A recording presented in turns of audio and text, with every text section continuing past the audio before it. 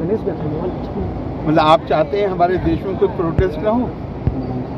अरे भाई, लोकतांत्रिक समाज है, हर किसी को अपनी बात कहने का अधिकार है। मुझसे क्या पूछना है आप वो बताइए। सर आपके हिसाब से सर जो भी संशोधन बिल पेश किया गया और पास किया गया, मैंने शायद पहले ही कह दिया है, जो आपने देखा होगा कि मैं थोड़े समय के लिए मेरे पास उत्तर प्रदेश में जब मैं मंत्री था तो वक्फ विभाग में था जी।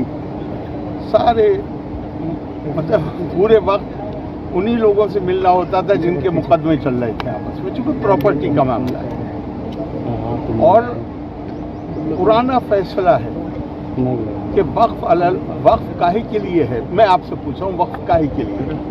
मैं अपनी प्रॉपर्टी को कहता हूँ कि ये अब मेरी प्रॉपर्टी नहीं है, ये प्रभु की, अल्लाह की प्रॉपर्टी है। तो अल्लाह की प्रॉपर्टी का इस्तेमाल किसके लिए किस कामों के लिए होना चाहिए?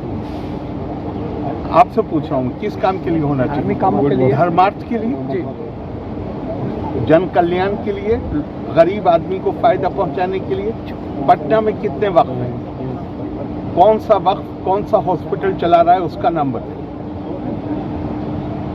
कोई अनाथालय चला रहा है वक्फ, कोई बड़ा अनाथालय। और ये ध्यान रखिएगा कि वक्फ करने वाला एक विशेष समुदाय का हो सकता है, लेकिन वक्फ का जो फायदा है, आप कहें तो मैं कुरान की आयत भी कोट कर सकता हूँ, एकदम इन्नमा सदक़ातु लिल फुक़राए वल मसाकीन। गरीब कमज़ोर आदमी के लिए दो शब्द प्रयोग किए गए हैं, फ़कीर और मिस्कीन। तो जब तो पूछा गया कि भाई ये दो क्यों हैं, तो कहा गया फ़कीर है जो डेस्टिट्यूट है, निर्धन है, मुसलमान, और मिस्कीन है जो गैर मुस्लिम है।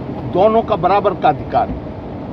आप मुझे एक बताइए, कोई संस्था, पटना में बहुत वक्त हैं, ये ध्यान रखिएगा, पर एक संस्था बताइए कोई मुझे जो निर्धन के लिए, गरीब के लिए, कमजोर के लिए काम कर रही है। क्या हो रहा है वहाँ पे?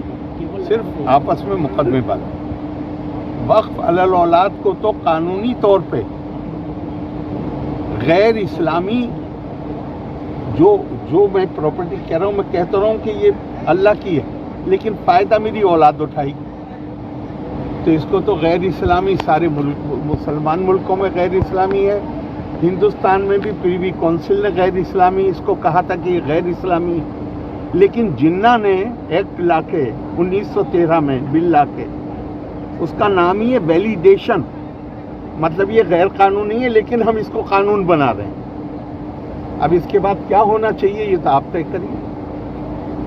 बहुत ज़्यादा सुधार की ज़रूरत है और मैं मानता हूं कि ये जो बिल पास हुआ है, जो अब कानून बन गया या बन जाएगा, ये उस दिशा में बड़ा ठोस कदम। सर वैसे लोगों को कोई नसीहत जो लगातार विरोध कर रहे हैं, सर ऐसे लोगों को नसीहत दीजिएगा जो विरोध कर रहे हैं। मैं दूसरों की बात नहीं कर सकता, मैं अपनी बात कर सकता।